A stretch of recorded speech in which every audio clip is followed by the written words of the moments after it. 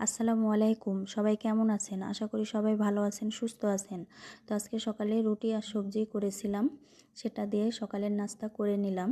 এই তো আজকে আমার ঘরে অনেক কাজ, ঝুল ঝেড়ে নিব ভালোভাবে। অনেক দিন থেকে ঝুল ঝাড়িনি, সে কারণে আজকে ঝুলগুলো ভালোভাবে পরিষ্কার করে নিলাম।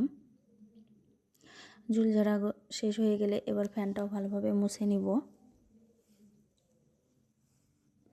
আমি যখন বিছানার চাদর কাচি তখনই ফ্যানটা ভালোভাবে পরিষ্কার করে নেই। তো ফ্যানটা ভালোভাবে পরিষ্কার হয়ে গেলে বিছানার চাদরটা তুলে নিব, তুলে কেচে দিব। আজকে কাপড় অনেকগুলাই কাচার আছে, কাপড়গুলা কেচে নিব। তো এই যে বিছানার চাদরটা ভালোভাবে ফেলে নেব। ঘর পরিষ্কার হয়ে গেলে কাপড়গুলা ভালোভাবে কেচে ছাদে মেলে দিব। তো এই যে আমাদের এখানে দুইটা চার্জার ফ্যান আছে রাখা, এগুলো কারেন্ট চলে গেলে কাজে লাগে অনেক।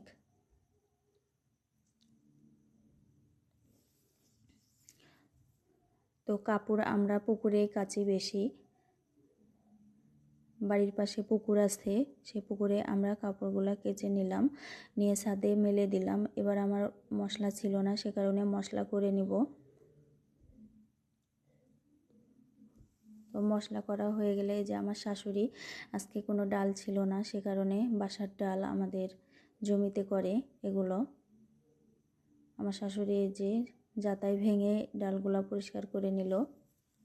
তো আজকে ডাল রান্না করব, সিম আর শাক রান্না করব, আজকে সবজি।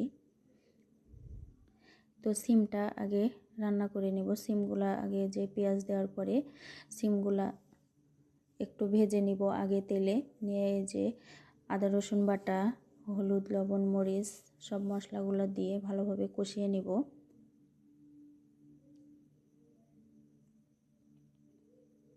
কষানো হয়ে গেলে ঝোল দিয়ে দিব।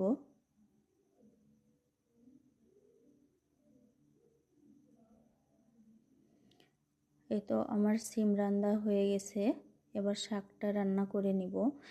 আগে সেদ্ধ করতে বসিয়ে দিয়েছি কাঁচামরিচ দিয়ে। এ তো সেদ্ধ হয়ে গেলে এবার রসুন পেঁয়াজ দিয়ে তেলে দিয়ে নেব শাকটা। এই তো শাকটা হয়ে গেছে।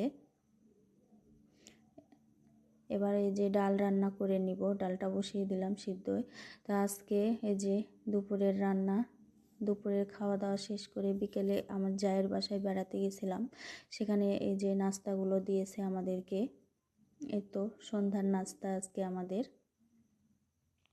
তো আমার ভিডিও যদি ভালো লেগে থাকে প্লিজ সবাই সাবস্ক্রাইব করে দিবেন আর ক্ষমার দৃষ্টিতে দেখবেন। আর আমি প্রতিদিন যে কাজ করি সেগুলো আপনাদের মাঝে শেয়ার করি। আল্লাহ হাফেজ।